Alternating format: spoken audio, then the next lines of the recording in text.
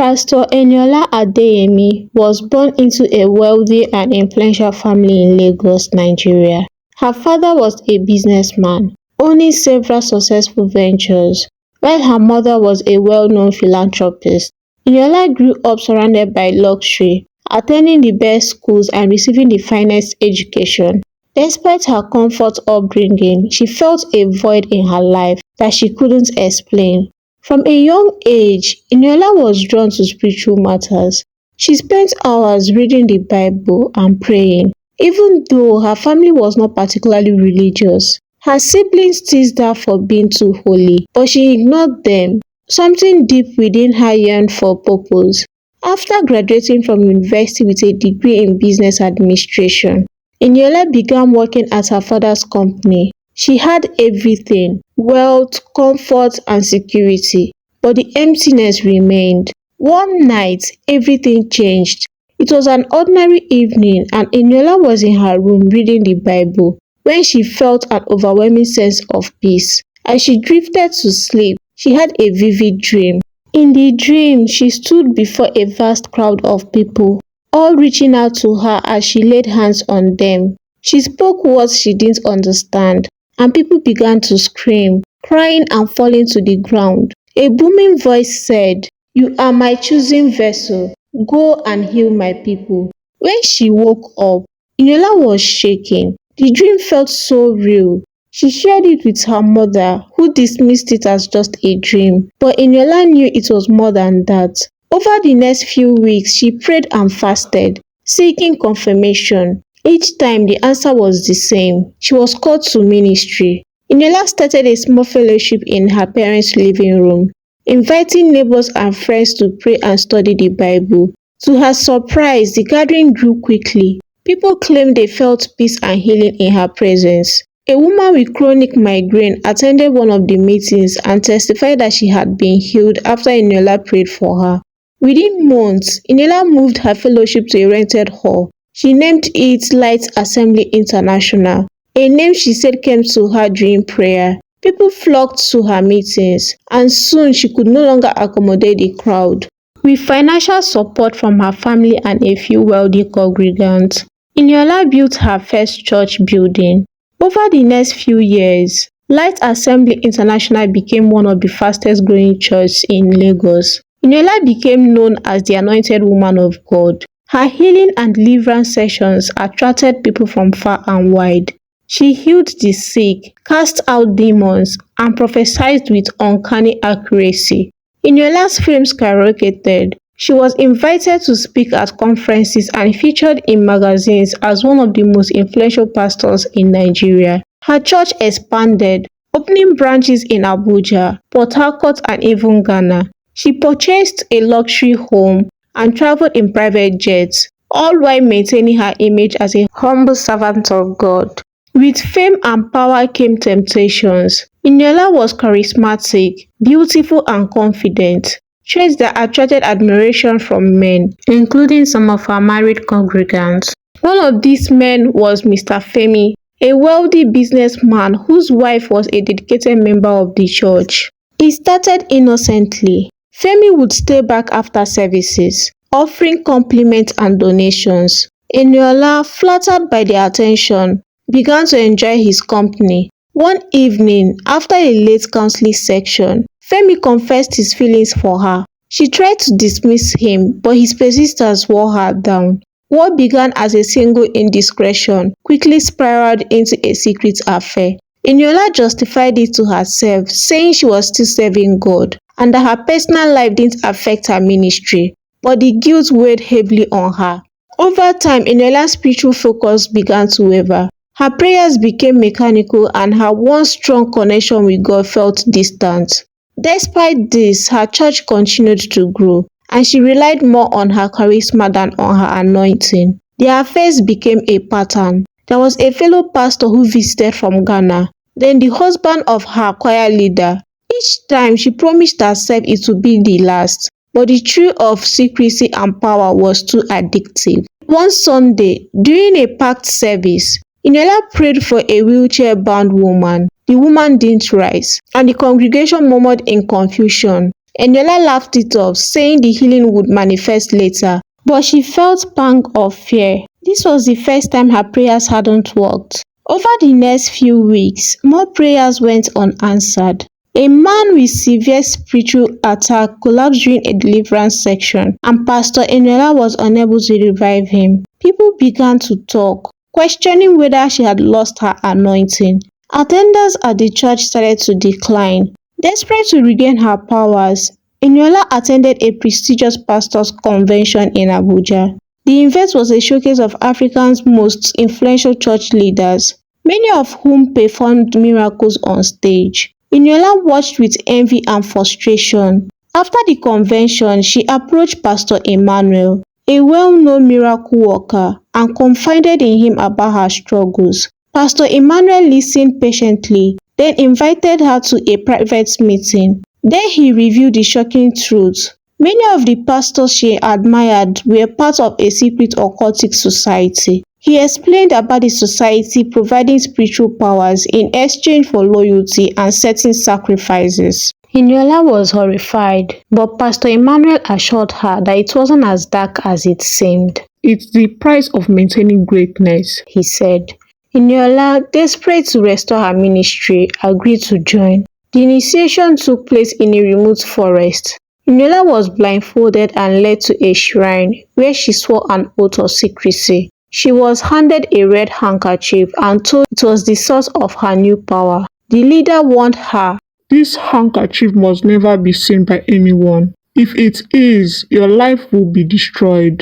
When Eniola returned to Lagos, her ministry transformed overnight. She performed miracles with ease, and her church attendance tripled. She became more famous than ever, opening new branches and hosting international crusades. With her newfound power came demands from the occultic society. Eniola was summoned to a midnight meeting at a secluded location where she was introduced to the requirements of her membership.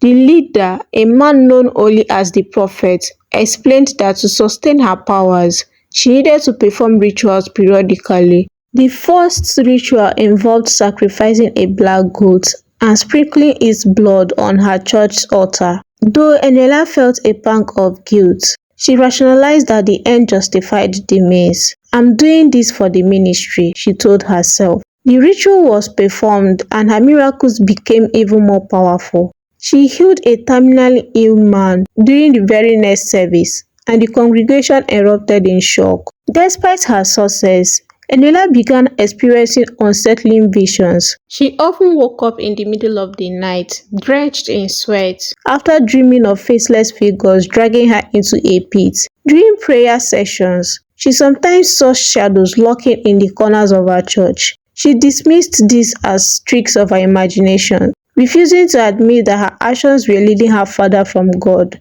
Months later, the occult leader summoned Eniola again. This time, he gave her a monumental task. She was to build a mega church in Lagos, one that would take over other churches in the city. However, the foundation of this church required a blood sacrifice. "You will need to bury people alive," the prophet said bluntly. "Adults are the foundation pillars. Children are the entrance. This will seal the church's power and ensure its success." Eniola was horrified. The thought of taking lives, especially children's, made her physically ill, but the prophet warned her, "If you fail to obey, not only will you lose everything, but your life will also be taken." Torn between fear and ambition, Eniola agreed. The construction of the new church began swiftly. Eniola used her charm and connections to recruit laborers, mostly poor, desperate men and women who stood by the roadside looking for work. She paid them handsomely and treated them kindly, ensuring they trusted her. But late one night, during the foundation laying, several of these laborers were drugged and buried alive beneath the concrete. For the children, Eniola's aid posed as benefactors, visiting orphanages and promising a better life for the chosen few. These children were brought to the site under the cover of darkness and buried at the entrance, because as her occult leader instructed, the children were to be buried at the entrance so that even if your needs for coming to the church were not met, it will keep pulling you back just like magnets. The screams of the victim haunted Eniola, but she silenced her conscience, focusing on the promise of success.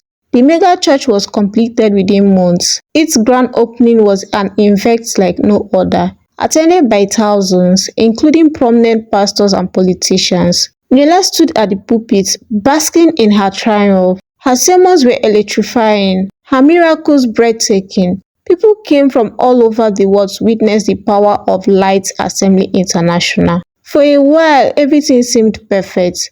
The church was flourishing and Eniola's fame reached new heights. But cracks began to show. During one Sunday service, a 5-year-old boy named Samuel, sitting with his mother near the front row, tapped the mother and said, "Mama, I see something behind Pastor Eniola." "What do you see?" his mother asked, barely paying attention. "A demon with 3 horns. It's standing behind her," the boy said, pointing. His mother scolded him to keep quiet, but the boy's words unsettled her. She glanced at Eniola, who was preaching passionately, and for a brief moment thought she saw a shadow move behind her. Shaking her head, she dismissed it as her imagination. The following Sunday, the boy wandered onto the pulpit after the service. As he played near Eniola's chair, he noticed a red handkerchief tucked beneath it. Curious, he pulled it out and began waving it around. The moment Eniola saw the boy with the handkerchief, her heart dropped. The occult leader's warning echoed in her mind. "Anyone sees this, your life will be destroyed." She tried to remain calm, but the fear was evident in her shaky voice as she called out to him. "Samuel, bring that to me," she said, forcing a smile. But Samuel, unaware to the tension, giggled and ran off. The assistant pastor tried to catch him, but the boy was too quick. The congregation began to murmur, wondering what was happening. Finally, Samuel stopped, holding a handkerchief high for everyone to see. Suddenly, Eniola screamed. An intense itching sensation spread across her body, and she fell on her knees. Her scream grew louder as her skin began to blister. The congregation watched in horror as pus and blood oozed from her body. Eniola began to confess everything. She spoke of her affairs, the occult initiation, the sacrifices, and the rituals. The congregation was stunned in silence and unable to comprehend the depth of her betrayal. "I buried people alive," she screamed. "I sacrificed children." Some members fled the church while others stayed, paralyzed by fear and disbelief.